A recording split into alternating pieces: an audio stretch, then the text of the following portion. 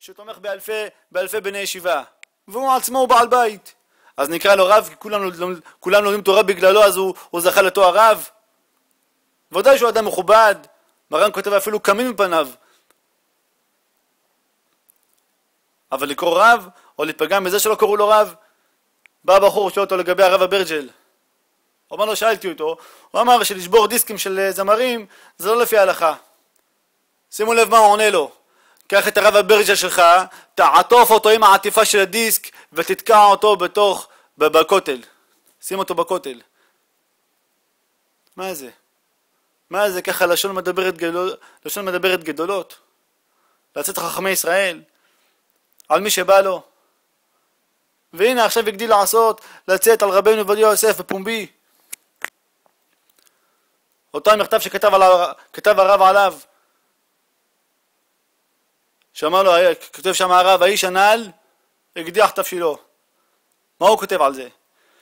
מי שכתב אותו המכתב, או מי שלא שמע אותי, עבר עבירה דאורייתא ואין לו מחילה עולמית.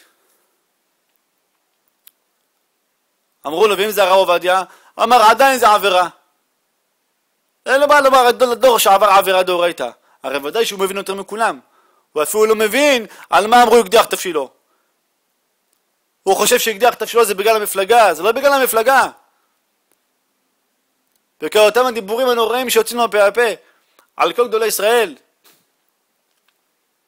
אם הוא אומר שאסור לשמוע שירים של גויים, אפילו שלא מבינים את שפתם, אז כל מי שאומר שמותר זה ליצנים. הרב יחידה ליצן, הרב עובדיה ליצן, הרב קרח של רומי לפני 400 שנה מחכמי איטליה, הוא גם ליצן. ועמך כולם ליצנים, אצלו כולם ליצנים. מי שלא מסכים עם הדעות המגוחכות שלו. שואלים אותו ברדיו, אתה לא מפחד מהקפדה של הרב עובדיה? אמר לא, אני לא מפחד מקפדה של אף אחד. תראו איזה עזות מצח. עוד דבר, שמה שאל אותו ההוא אמנון לוי, אם הרב עובדיה יורה לך לא לרוץ, אתה תרוץ? אומר לו, מה זה לא ירוץ? אני ארוץ יותר מהר. והוא עוד הוסיף 2 רעות הסעמי, הוא עוד הוסיף את ההקלטה שלו. מה שם הוא אומר? גם, הרב עובדיה אומר, להצביע ש"ס. הרב עובדיה, הרב שטיינמן אומר להצביע יהדות התורה. אני אומר להצביע כוח להשפיע. זאת אומרת, לשתיהם הוא לא שומע. במילים אחרות, לא מקבל על מרותי, לא מרותו של זה ולא מרותו של זה. עושה מה שבא לי. אחרי זה גם אמר שהוא שמע שרוצים להפגיש בין הרב שטיינמן לרב עובדיה. שיצאו עליו, שירשמו פסק, שלא יריץ ממפלגה שלו. מה אמר? חבל להם להיפגש. כי לשתיהם אני לא שומע, שימו לב. גם אם שניהם יורו לי לא לרוץ, אני בכל זאת ארוץ. למה ארוץ? שיש לי את הברכה של מורי ורבי. אז מה זה כל הפרובוקציות האלה? למה חודשיים הוא מנפנף בימינו ובזרוע עוזו בפסק של הרב שטיינמן? שאמר להם יש כוח, מצווה להציל. מלגלג על חכמי ישראל, צוחק עליהם, עושה מהם קרקס. ואחרון הגדיל לעשות על אותם המילים הנבזות שאמר, לא אתפלא אם אנשי ש"ס לא יוציאו את הרב עובדיה בשבת כדי לביים אירוע מוחי. רבותיי, תראו איזה דברים, על זה ידבו כל הדבים, זה קריאה צריך לעשות על הדברים האלו. ככה לומר על גאון בישראל, על גדול הדור, אחד שכולם עונים אחר כל חכמי ישראל, גם האשכנזים, גם הספרדים, עונים אחריו מקודש, לומר שיחלל שבת לצורך איזה כמה קולות, לצורך מנדט. הוא גם יודע למה כמה העיתונים אשכנזים לא פרסמו על אותו אשפוז של הרב, כי כולם מבינים שזה מבוים. רבותיי, תראו איזה מילים. תראו איזה מילים, איך אפשר פה שחושב שיוכל לברך, מחזיק לעצמו לפה קדוש, ככה יכול לדבר סרה על גדולי ישראל. אדם כזה חייב נידוי. לפי כל הדעות.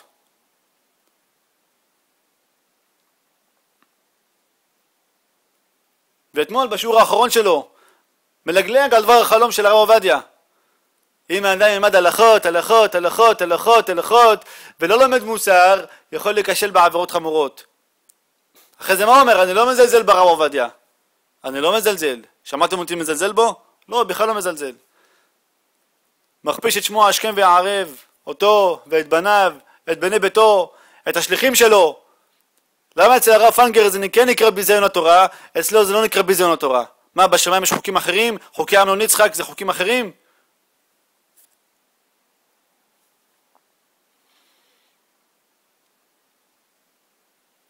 מה זה דברי חלומות? אומר, שכחו מה שכתוב והחלומות עכשיו ידברו, פתאום הפך את כל גדולי ישראל לעמי הארצות. שכח שיש תשובה לרב וביע עומר על זה, בחזון עובדיה הוא מדבר על זה, בהליכות עולם הוא מדבר על זה, בחוות דעת הוא מדבר על זה, בספרו מאור ישראל, בסנהדרין שם הוא כותב לגבי חלומות, לא מעלים, לא מורידים, כל הדברים האלו, פתאום את כל זה הרב לא יודע. אבל שכח אותו האיש שלגדולי ישראל כן יש חלומות אמיתיים.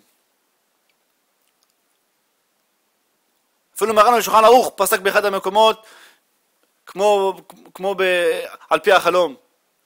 בבית יוסף הוא מביא שהרקנתי, רבי מנחם הרקנתי, סובר שלא מחברים, לא מחזיקים את ארבע מינים באותו יד. כל אחד ביד אחרת, אבל צריך ביחד לחבר אותם, לחבר את שתי הידיים. למה? כי נגלה לו בחלום שמי שמפריד ביניהם, מפריד בשם י' כו' כ'. ופסק את זה מרן בשולחן ערוך. מה אנחנו רואים מכאן? יש פעמים שכן פוסקים על פי חלומות. הרב האור זרוע, למה קרא לספרו האור זרוע? היה לו מחלוקת עם חבריו בבדין, מה הדין בשם עקיבא? איך חושבים עקיבא בגט? עם האלף בסוף או ה' בסוף? ונגיע לו על ידי החלום, הפסוק אור זרוע על הצדיק ולשרי לב שמחה. סופי תיבות עקיבא, עם ה' בסוף. שמחה, זה עם ה' בסוף. קרא לשמו אור זרוע, וככה עשה הלכה למעשה. תשאלו איך זה? יש תשובת מארי אסד, כותב באורח חיים, שם הוא כותב שדרך הקדוש ברוך הוא לבוא אל הגדולים שבדור ולדבר איתם כמו מראי הנבואה, בא להם בחלום. אז פה מרן, גדול הדור, בא הקדוש ברוך הוא, מביא לו חלום. זה ודאי לא מלאך על ידי שדים, זה לא חלומות כמו שלו של שדים, זה ודאי חלומות של מלאכים.